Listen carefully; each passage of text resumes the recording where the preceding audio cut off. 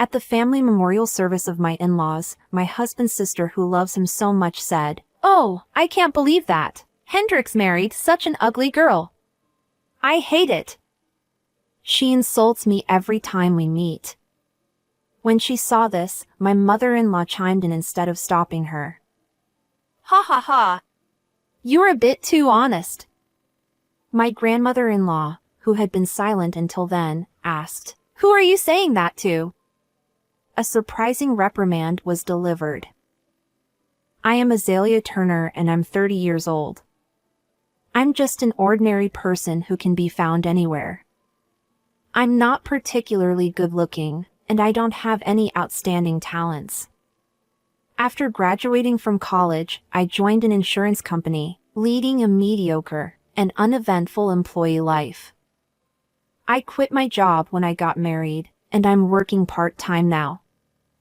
I'm still living an ordinary life. My husband, Hendrix, who is 2 years younger than me, is an office worker at a regular company. We met when I was still working at the insurance company. One evening, while having drinks at a bar with some friends from my school days after work, my husband and his colleagues happened to come to the same bar. They were junior employees from the company where one of my friends worked, so we decided to drink together. I've never been shy around people, and always have a smile for everyone, so I quickly hit it off with my husband and his colleagues. My only strength is this smile and my friendly personality. I felt a similar wavelength with my husband, who was also cheerful and friendly, and our conversation was lively. I thought it would be wonderful to be in a relationship with someone like him with whom I get along so well.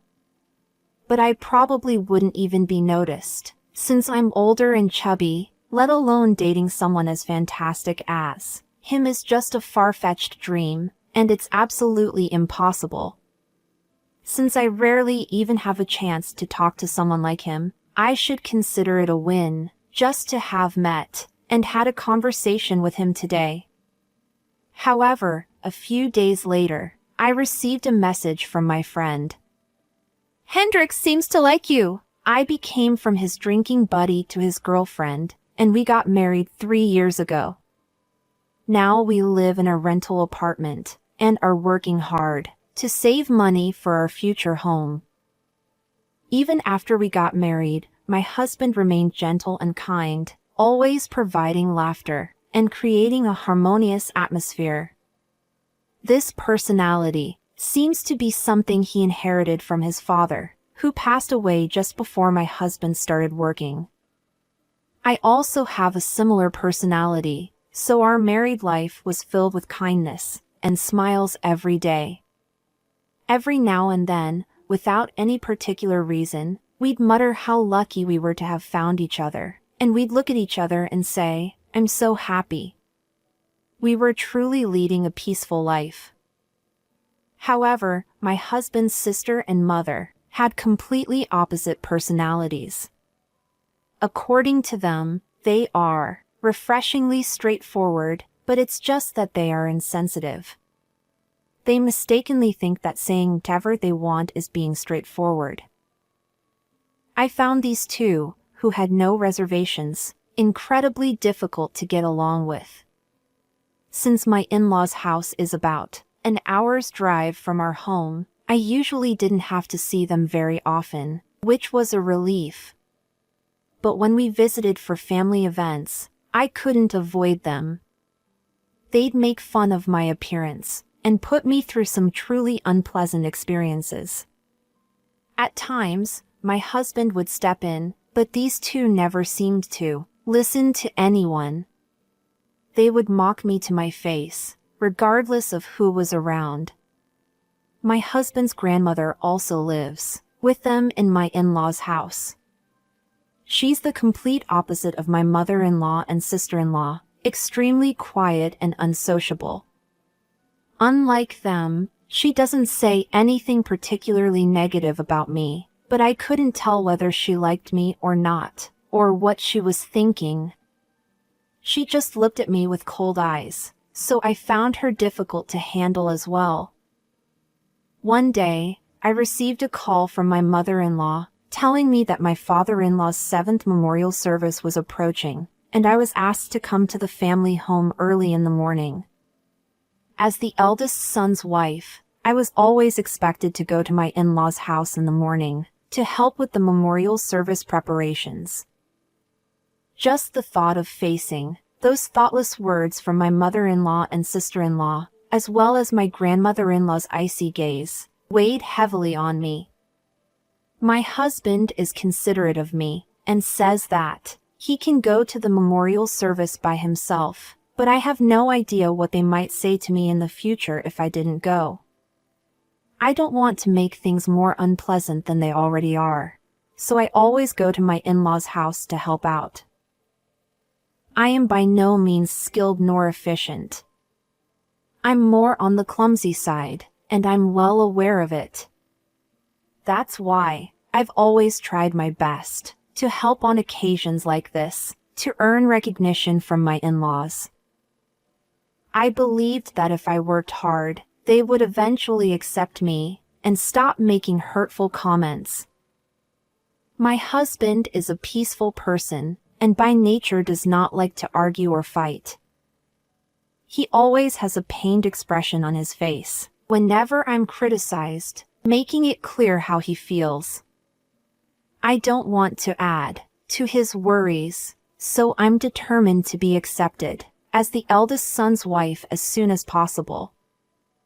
When I told him that, even if they say something to me, I'll just laugh it off like I always do, so I'll be fine. While smiling, he said he loved me because I always try my best.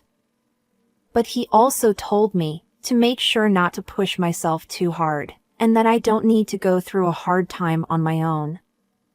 When I reassured him that I understood, he responded by promising to buy my favorite tart on his way home from work as a reward the next day while caressing my head.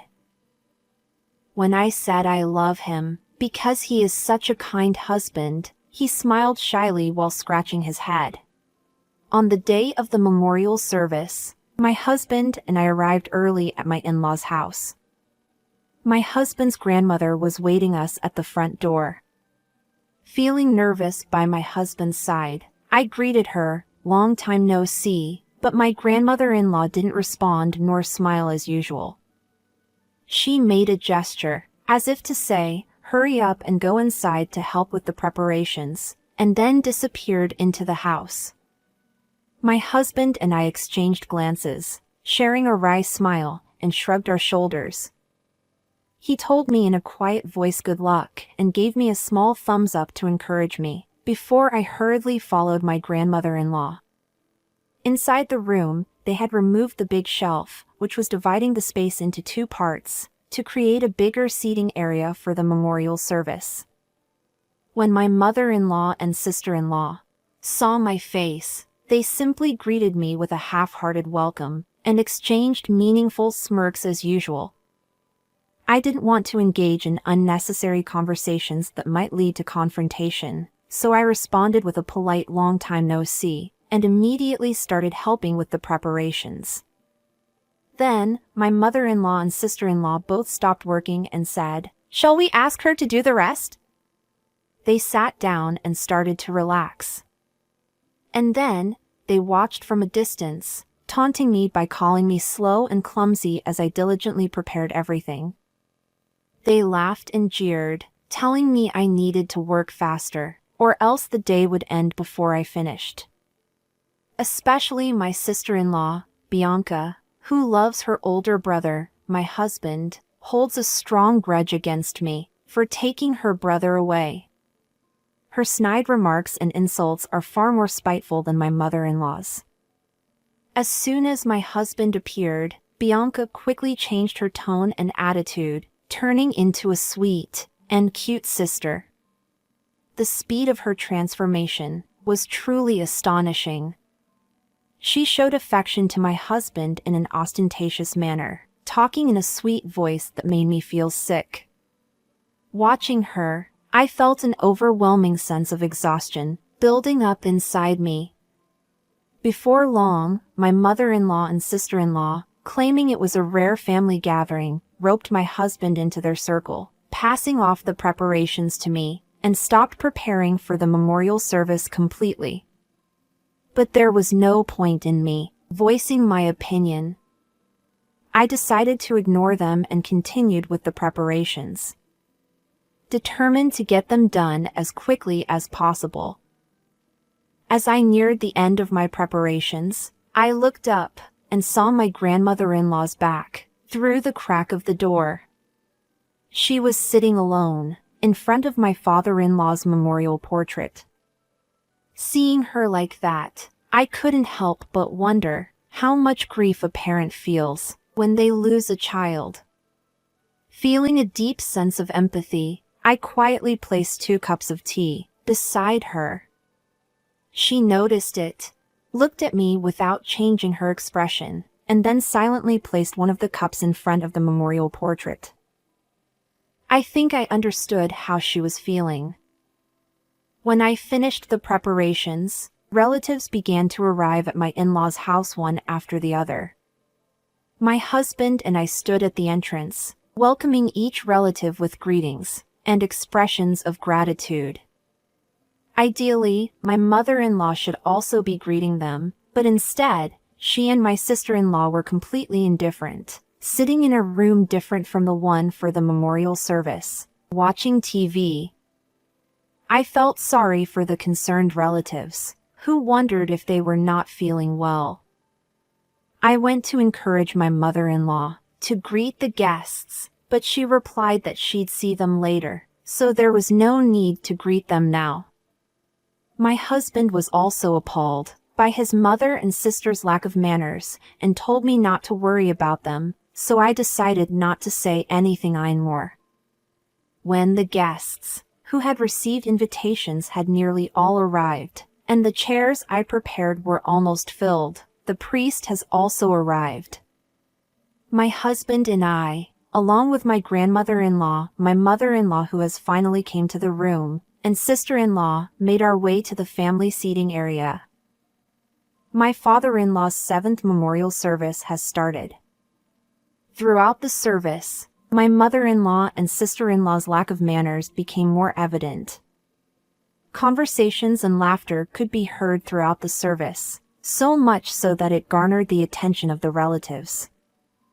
I'm sure the priest also found it disturbing. I looked at my grandmother-in-law, who was sitting quietly in front of the memorial portrait earlier, wondering what she was thinking about this situation, but she remained silent with her eyes closed. Although I didn't particularly get along with her, I couldn't help but feel sympathy for her, imagining what she might be feeling in this situation. It was disheartening that my mother-in-law and sister-in-law, who were the wife and daughter of the deceased, seemed to have no intention of paying their respects. I, at least, wanted to create a friendly atmosphere where the relatives who had gathered to remember my father-in-law could share their memories. Apart from my mother-in-law and sister-in-law's discourtesy, the 30-minute service proceeded smoothly. I left my seat first to prepare for the post-service meal in the next room. I escorted the relatives who had come, saying, "Please, this way." On the table, there were catered food, alcohol, soft drink, and more that I had prepared since early morning. My husband and I joined the relatives at the table, and everyone helped themselves to the food and enjoyed the meal. However, the respite was short-lived. My sister-in-law, who had deliberately taken a seat next to me, began to insult me loudly as she always did. "Oh, my! I can't believe that Hendrix married such an ugly woman. I never, ever imagined this." She criticized me, claiming that my husband could have easily married a more beautiful woman, and that his ex-girlfriend from his school days was stunning. She even turned to the relatives who were there and asked for their agreement. Those who were asked were at a loss for words. It might be because of the alcohol, but she said even more malicious things this time. I hate that. Such an ugly woman stole my brother from me. My mother-in-law, who was sitting across from me, laughed heartily and said, "Haha, Bianca, you're being a bit too honest." I couldn't help but feel emotionally affected by it. My husband, seeing me fall silent and distressed, looked at his mother and sister and shouted at them. "Enough already! What are you saying in front of everyone?" But they just shrugged it off with comments like, "Come on, we're just telling the truth." Exactly! We're not lying, are we? If you don't like what we're saying, find yourself a prettier wife. They both just laughed, saying that it was an alcohol-induced joke, and that he had no right to complain, because they were making the place lively. Some of the relatives looked at them disapprovingly, telling them not to talk nonsense at a memorial service for the deceased. My husband probably didn't want to show family disputes. That would disrupt the atmosphere, especially in front of the relatives. He whispered in my ear, "I'm sorry, don't worry about it," and ignore them. Chose not to warn them, and just ignored them. Still, they kept insulting me, and the degree of their slander increased more and more. Even I, trying to maintain a polite smile, started to find it tiresome. If I could, I would have gotten out of there and gone home. But if I left at this point, it would undoubtedly ruin the atmosphere. I told myself that I should endure a little longer. In my mind, I whispered, "Hang in there, me." Then, my grandmother-in-law, who I thought wasn't listening to the conversation since she didn't say anything until now, intervened with a calm voice. "Who are you talking to?" All the people there turned their attention to my grandmother-in-law, who was sitting next to my mother-in-law with a surprised expression on their faces. My grandmother-in-law, who is always expressionless, looked stern.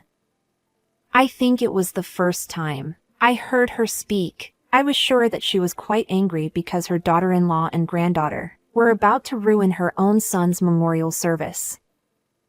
Everyone there may have felt that way. The room fell silent for a moment when my grandmother-in-law spoke. My husband was confused by her behavior and asked her if he was being scolded for shouting at his own parent. I shouted, "Because they've treated Azalea so terribly." When he said that, she replied, "That's not it." She turned towards my mother-in-law and sister-in-law and said, "I was talking to you." She told them that there is not a single thing that my mother-in-law and sister-in-law, who did nothing for my father-in-law's memorial service, can say. She seemed to have been watching me, who had never met my father-in-law, nor was related to him by blood, diligently preparing for his memorial service by myself. My sister-in-law and mother-in-law were furious with their faces turning red. "You can't be serious! Grandma, isn't that too harsh? I just told the truth." Exactly. Besides, she's our eldest son's wife. Taking care of the matters of her husband's family is just expected, isn't it? They snapped back at my grandmother-in-law. "You're my daughter-in-law. And you're the wife of the deceased. Bianca, you have an ugly heart. How can you say such cruel words?" Hearing the truth, they couldn't say anything anymore. Since I never thought that my grandmother-in-law would defend me, I was surprised, to be honest.